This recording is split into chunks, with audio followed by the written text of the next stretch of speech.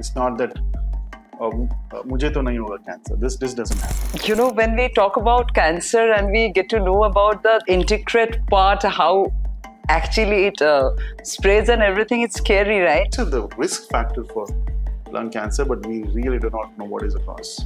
So some of my friends or patients argue that, oh, I have a guy, my grandfather smoked for 80 years, he's still alive, he's doing good.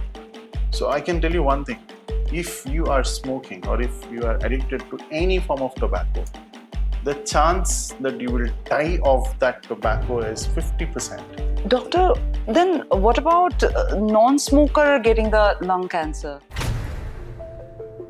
Hello everyone, I'm your host for this evening, Runa Laha. I'm glad to welcome all you back in our podcast called the XpertTouch, where we simplify complex medical topics for you to stay informed about your health. Today, we'll be talking about a disease that affects millions of people worldwide. You heard it correct, millions of people. Lung cancer. Many believe that only smokers get this lung cancer. Is that true? Is that really true? How to detect this disease at the earliest stage? I'm sure the question right now crowded in my mind. Same, it's happened with you. You want to know all about this disease inside out. And exactly to help you out and to enlighten on this, we have with us Dr. Chandrakanth M V, a specialist oncologist from Narayana Hospital. He's a renowned oncologist in the fraternity who is going to help us to understand this disease better. Let's start with the basic, doctor. That what exactly is lung cancer and how does it develop in the body? Thanks, Runa, for the question. So lung cancer, is the top killer among the cancers. So if you ask me to predict why am I going to die, doctor, I can tell you the top cause why you're going to die is because of cancer. So it used to be heart disease. It is still heart disease right now. But I can predict that you're going to die of cancer because that's the most common cause of death right now. So we have taken care of diabetes, we've taken care of heart disease, and we have stuck with cancer. So the biggest risk factor for cancer is living longer, Age is the biggest risk factor for any cancer. So just a number like above 75 years, 1 in 3 will have cancer. So 50% chance that you're going to die with cancer. So that is the big chance. So cancer is going to be there with us. So you just cannot get rid of it. So previously what happened was before we went on to develop cancer, people died of infections like tuberculosis or heart attack or kidney disease. But now we have renal transplant. TB is completely curable. Heart disease, angioplasty right now. So we've taken care of multiple other causes of death, but cancer, we are stuck and we are living longer, and the average expectancy is above 7 years. So cancer is a reality. It's not that मुझे तो नहीं होगा cancer. This doesn't happen. So we are going to be affected by cancer once we get older. So now coming on to lung cancer. Why do we speak of lung cancer as a top cause of death, right? So if I have a cancer in the hand, or let's say a breast cancer, so you operate and remove it, I can live without a hand, and even after a breast surgery, you can have a survival, but lung, I can't live without a lung. So lung is a vital organ. What is a vital organ? Vital organ means I need this organ for living. For example, lung is required for living. Without lung, I cannot live. Similarly, liver cancer, I cannot live without a liver. Brain, I cannot live without a brain. So when a vital organ is affected, especially lung, which is required for breathing, so you're going to die. So lung is a top cause of mortality, and we are in touch with nature by breathing every moment. We may drink occasionally, We may get in contact with multiple carcinogens occasionally, but breathing is something that we do every moment. So you cannot prevent breathing, and lung is the one that is in direct contact with nature. So lung cancer is obviously a top cause of mortality among cancers, and cancer is a top cause of death in coming decade. Doctor, if you enlighten on that how does it develop in the body, lung cancer? Right. So what is cancer basically? So if you take Corona, so we've heard of COVID times. Someone had a coronavirus infection. Someone coughed and I inhaled it and I got the pneumonia or corona infection. So that is from external, right? Mm-hmm. Similar tuberculosis is from external. I'm getting something from outside. But what is cancer? Cancer is my own body cell, forgetting to die. So forgets to die. So my own body cell has to take birth and it has to die. So there is a programming of birth and death in our cell. Right. So what happens in cancer is the cells refuse to die and they keep multiplying, right? So my own body cells become immortal and they grow to such an extent it compromises the function of the lungs. So it's a paradox. My body cells forgetting to die, but it endangers my life. So there is something to do with the genes. So the cells multiply to such an extent that it becomes uncontrolled multiplication. So they don't even, they just not stay in the lung, they spread to other body parts like bone, brain, liver. So uncontrolled multiplication of our own cells is called cancer. This is how it happens. When we talk about cancer and we get to know about that intricate part, how actually it spreads and everything, it's scary, right? But here we are not to scare you, we are here to help you out. And that brings my next question to Dr. Chandrakanth, that doctor, what causes lung cancer? As in, many people think only smokers is affected by the lung cancer. But are there any other reason that why people might get it? If I do a control F and search causes of lung cancer in any oncology textbook, you won't find causes. So the very word cause is a myth. So we don't know the cause of lung cancer. I can say the cause of corona is a virus. Tuberculosis is a bacteria. Mm-hmm. But for lung cancer, there is no cause. We don't know the cause. If you would have known, you would have prevented it. So there is no one-to-one causation for any cancer. So then we call it as risk factors. What increases the risk of lung cancer in me? That is the proper way, So my patient comes and walks into my clinic, a young 30-year-old lady, newly married with a couple of kids, and develops lung cancer. And she asks me, what did I do? Why did I get cancer? I said, I don't know. So majority of times we really do not know why cancer happens. So, but risk factors, what increases or puts you at a higher odd of developing a lung cancer is what you can think of, and that is called a risk factor. Right. So what are the risk factors which we can take care of, right?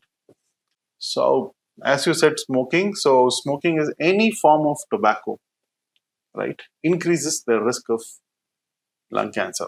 So what are the forms of tobacco we know of? One is smoking, right? You have BD, you have cigarettes, that is one. And you have vaping, like the e-cigarettes, what we call, that's also a type of... Which is very much popular nowadays. Right. So it doesn't have many carcinogens, but still vaping is also, if you keep doing for a long time, it does increase the risk. It has nicotine plainly. Very important is smokeless tobacco. You know what is a smokeless tobacco? A tobacco you get in the advertisement with the packets and you crush and keep it in your mouth. The pan gutka, all these are called smokeless tobacco, especially in the Indian subcontinent. So any form of tobacco increases the risk of lung cancer. So some of my friends or patients argue that, oh, I have a guy, my grandfather smoked for 80 years, he's still alive, he's doing good. So I can tell you one thing. If you are smoking or if you are addicted to any form of tobacco, the chance that you will die of that tobacco is 50%. Oh. That is the reason for your death. Okay, if you wouldn't have smoked, you would have reduced your mortality by 50%. So just to explain you, like if I take a flight from here to Delhi or any part of the city, what is the chance that I'm going to die with an air crash? 1 in a lakh or less than that, and that is a chance. Okay, if I am walking on a road and to my home, what is the chance I'm going to be hit by a car? 1 in a lakh. But if I smoke, what is the chance I'm going to die of smoke? 1 in 2. 50% chance I'm going to die of tobacco. So this is the risk that you're going to take. If I toss a coin, heads or tail, if it's heads, I'm going to die, tails, I'm not. So that is the risk of smoking or any type of tobacco. 50% chance of mortality. And there are people who ask me, कितने पीने से हमको cancer risk बढ़ता है? How much smoking is important? How do you count? How do you quantify smoking? Right, it's very difficult to do, but let me tell you, there is a way of doing it. It's called pack years. Okay. What is pack years? It is, let's say someone has smoked 1 pack a day for 20 years. Okay. It is called 20 pack years. 1 pack of cigarette, for those who have not smoked, has 20 cigarettes in it. So 20 cigarettes a day for 20 years is called 20 pack years. Someone has smoked 1 pack a day for 10 years is 10 pack years. So it's like that. It is a number of packs into number of years is pack years. So if someone has smoked for 20 pack years, either it is 40 for 10 years or it is 1 pack for 40 years. So if it is 20 pack years, then your cancer risk significantly increases. So this is the number that you can remember. But less than that, if you smoke, lung cancer may not be there, but the other problems like heart disease, stroke, peripheral artery disease, all these happen. But for cancer, 20 pack years is the number which you can remember. So tobacco is the top cause of risk, increase in the risk for lung cancer. The other minor causes, not minor I can say, which are contributory for lung cancer or some occupational hazards like asbestos dust that is there in the, and one more, in never smokers, why does it happen? There has been a lot of talk about passive smoking. Okay, correct. So something called second-hand smoke. What is a second-hand smoke? So I'm sitting here, there is someone who has smoked. So what happens when someone is smoking? The smoke comes out from what he has exhaled, plus it comes from the other end of the. So it is basically an incompletely burned tobacco. The smoke particles just go around in the air, and then you breathe it. That is called as a second-hand smoke. So we always think that when I'm with a smoking person, when it comes, I'm affected. But it's not just that. There's something called third-hand smoke. What is a third-hand smoke? Whatever the person has exhaled, it won't go away. The tobacco particles won't go away. They deposit in the clothes, in the flowers, in the pots and books and everywhere. When you move them, it again comes up and you inhale it again. And they're going to stay for hours and hours. It won't go away. So therefore, when you enter into a smoking room, you feel the smell of the smoke. So because that's called a third-hand smoke, that also increases significantly. So passive smoking includes second-hand smoke and a third-hand smoke. Both of them increase the risk of lung damage and cancer. And then what about air pollution? There are some air pollutants that you have. We look at AQI, So AQI, if it is bad, it can directly affect you. They may have carcinogens, like there are some heavy metals like nickel, cadmium and all that can increase the risk. Or they may damage the lung. You can induce a COPD. It's called chronic obstructive pulmonary disease. And COPD is a risk factor for lung cancer indirectly. So these are the ones. And there are some interesting studies. We keep taking multivitamins at high doses. There was a small study that said that if I'm taking a lot of B6 and B12 vitamins, that has shown surprisingly increased risk of lung cancer. So do not indiscriminately take multivitamins available in the market. So be careful. They are not proven in a randomized trial, but yes, they are thought until and unless it's prescribed by. But so don't take over-the-counter multivitamins. Right. It may not only supply vitamins to you, but it may supply vitamins to a pre-cancerous patient. So you should be careful before taking multivitamins. So these are the risk factors for lung cancer, but we really do not know what is the cause. Doctor, then what about non-smoker getting the lung cancer? And one more thing, that should they also be concerned as you talk about this second-hand, third-hand smoking and this air pollution, and so these are going to contribute in non-smokers. Probably. So, what is the difference in the pathogenesis or how a lung cancer happens in a non-smoker versus a smoker? I'll just tell you an example. Mm-hmm. So, in a young lady who has come and sit in front of me who is a never smoker, okay, I just give an example, versus an elderly guy who is a smoker. Right. Okay. The lady who is a never smoker has only a cancer that is called as driver mutation positive, means one mutation in the cell, one bad mutation. Mutation is a change in the DNA that happens. So that one mutation in the cell has caused a change in the cell, and that particular cell is multiple. We call it as driver mutation mediated cancer. Means if I test the genetics, I find only one gene defective. That is called as a driver mutation. Whereas if I look into the smoking guy, okay, there the mutation is not one. It's continuous exposure of carcinogen. You find a very high burden of mutations. It's like multiple mutations. So these are the two differences pathologically. Any treatment difference, if there is only one mutation, tablets work. Only a tablet will take care of a lung cancer. Whereas in a person who has got multiple mutations, the tablet, there is no driver. There are multiple drivers. They're very difficult to treat cancers. So there you have to give chemo, immuno, and so on. So there is a definite difference in the behavior of a non-smoker and a smoker. A non-smoker lung cancer happens in the periphery of the lung, like in the alveolus and so on. Whereas a smoker has a central cancer, more aggressive. So over and above, I can say a never smoking cancer is easier to treat than a smoking cancer. So these are some finer differences. But if you ask me why did it happen, I don't know. I really don't know. We should look into the cause, but if you would have known, you would have prevented it. So majority of cancers have no single cause. Even mutation gets severe with the smokers than the non-smoker. The number of mutations are very high in a smoker. Right.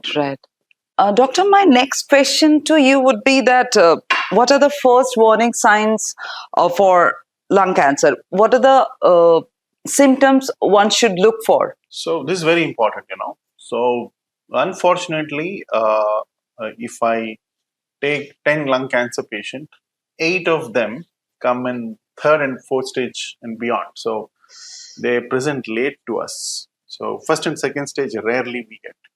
So majority come in advanced stage. Why? Because of delayed diagnosis and they ignored that warning symptoms. Cancer doesn't happen in a day. It will give you adequate time, right? It will give you time to go to the doctor. It will give you adequate time to diagnose. So it won't happen in a day. So what are those warning signs that you all have to be aware about? So number one warning sign, cough with or without blood. Okay. So tomorrow morning you get up and I get cough and blood. Is it cancer? No. Any cough with hemoptysis, so that is blood coming out of sputum, that is persisting for over 3 to 4 weeks and not going away. A persisting cough. All right. Or even beyond 6 weeks, if it is not going away, this is the top warning sign in cancer now of lung cancer. Number 2, change in voice. Change in voice is not a joke. Okay, a simple viral infection, sore throat, the voice changes. That's okay. It will just go in a week or so. Right. But a voice change, you didn't have fever, you didn't have sore throat, but you had a voice change, and this is not getting better beyond 4 to 6 weeks. It's a real warning sign for lung cancer. This is the 2 major warning signs that you can think of. There are some rare symptoms of chest pain and back pain and so on, but you remember these 2. Cough with hemoptysis, top, and number 2, change in voice. So as you said that lung cancer is often detected late. So what are the tests used to to get this diagnosed, doctor? Right. For any cancer, okay, to diagnose, we do two types of tests. Okay. Mm-hmm. One is to confirm that it is cancer, and the other one is to understand what is the amount of spread. Okay. So what happens in a cancer in a patient in whom we usually see is he would have got a cough and blood in sputum out with these symptoms. Mm-hmm.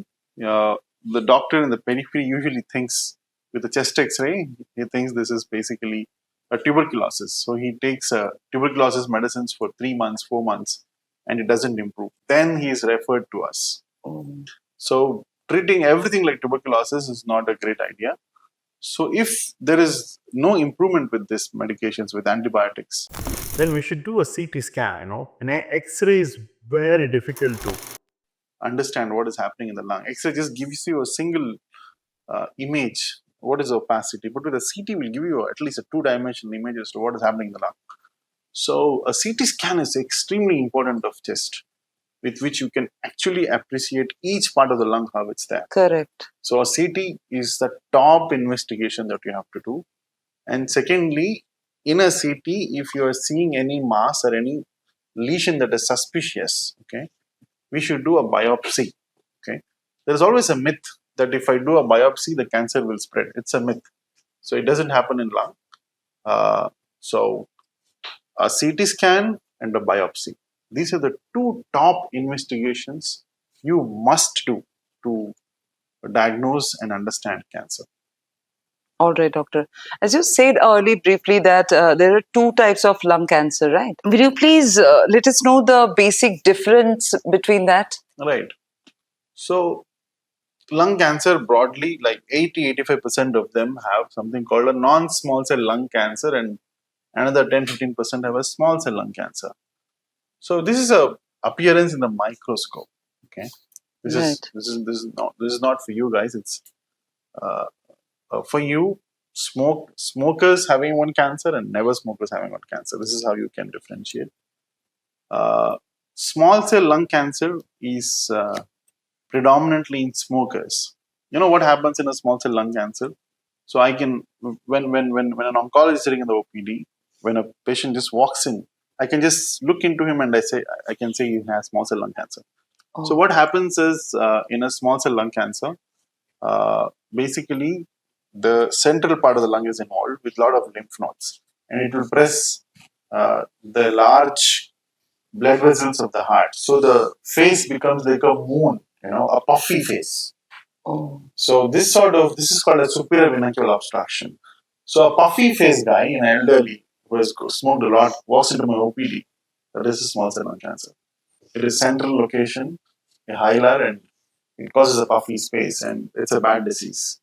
If you look into non-small cell lung cancer, it is better. It has targeted therapy. It has immunotherapy to treat.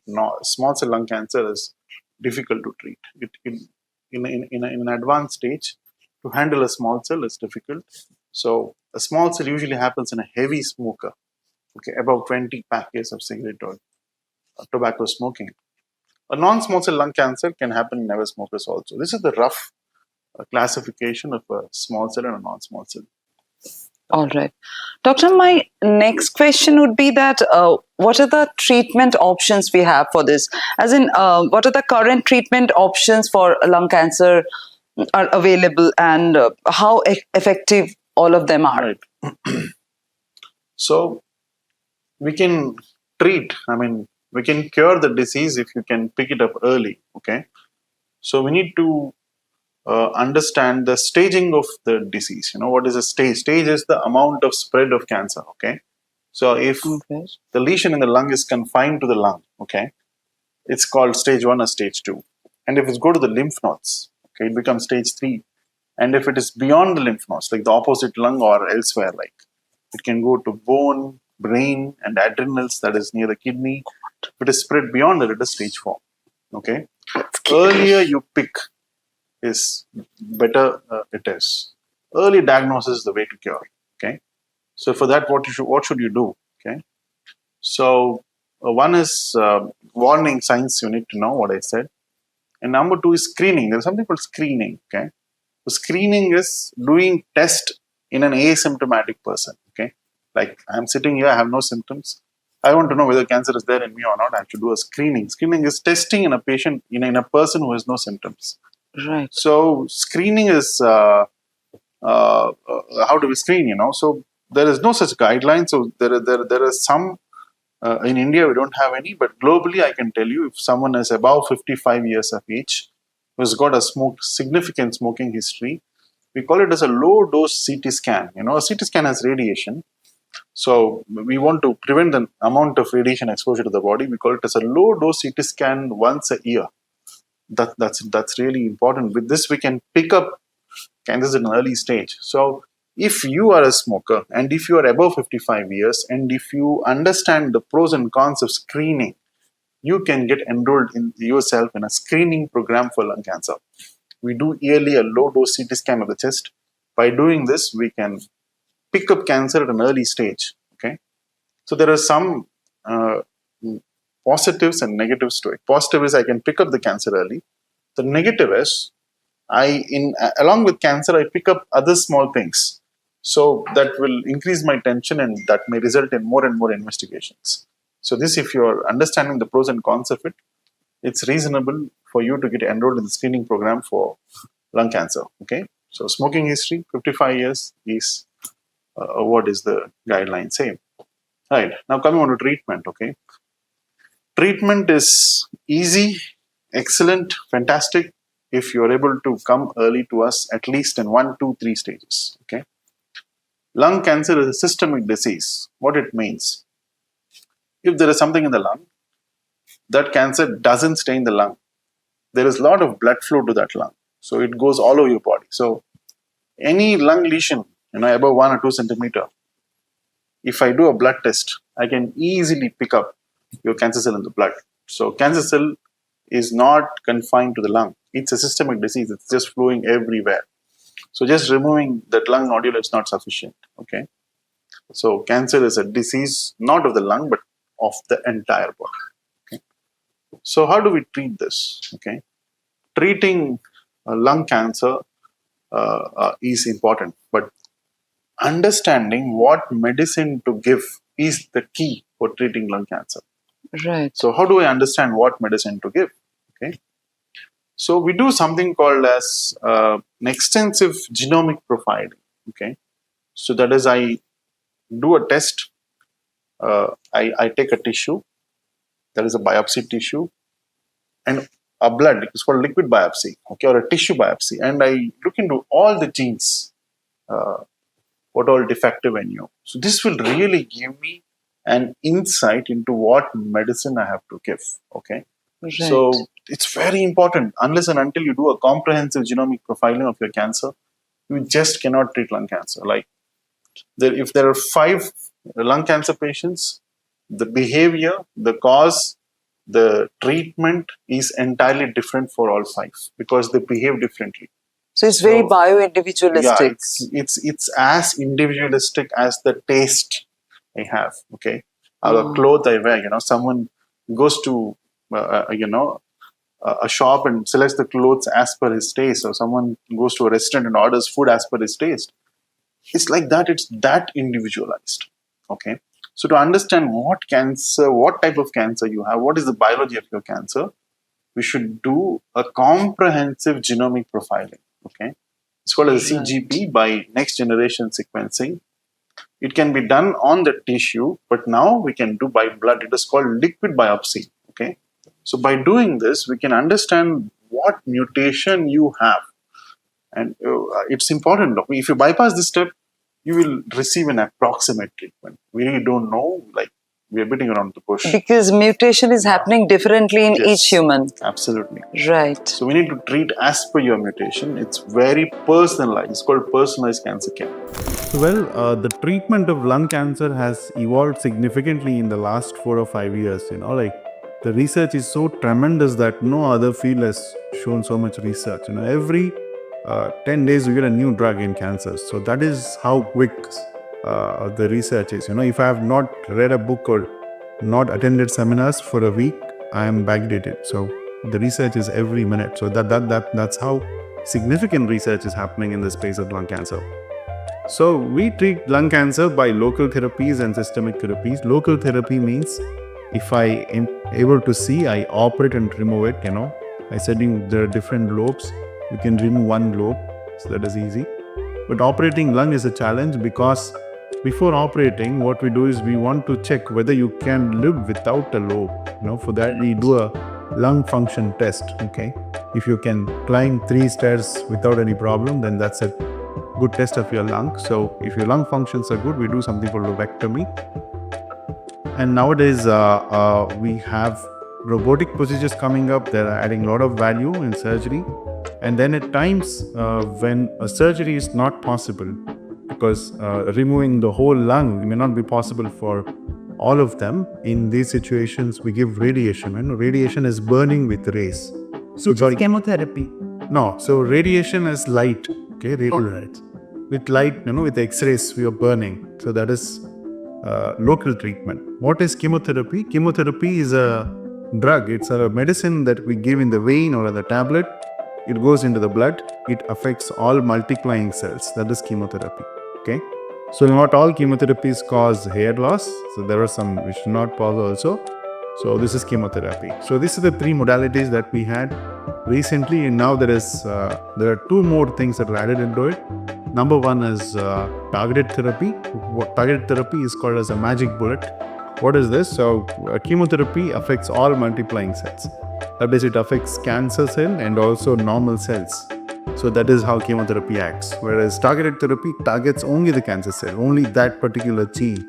So that's for targeted therapy. We have targeted injections, targeted tablets. They really work well. They're called magic bullets. And then we have got something called immunotherapy, So immunotherapy is where it doesn't act directly on the cancer, but it improves our immunity to fight against cancer. This has been the largest revolution in the history of cancer treatment, So we, a decade back, there was no immunotherapy. We saw a lung cancer patient not living more than a year. But nowadays, we have heard of celebrities easily living well and taking part in movies and doing really well. So crossing 5-year, 10-year mark is a reality in lung cancer because of these targeted and immunotherapies. They have done something like magic. So it improves your immunity to fight against cancer. So a lot of research happening, and we wish we come to know more about this and we're able to cure even a 4th-stage disease. So today we learned about lung cancer, its causes, symptoms and the latest treatments. Thank you so very much, Dr. Chandrakanth M V, for helping us with so much of enlightenment on that very topic. Thank you so very much for coming here. If you or your loved one notice any of the symptoms we are talking about, please do not ignore them, because early detection can really save lives. And in our next episode, we'll be talking about another important health issue. And till then, stay informed, stay healthy.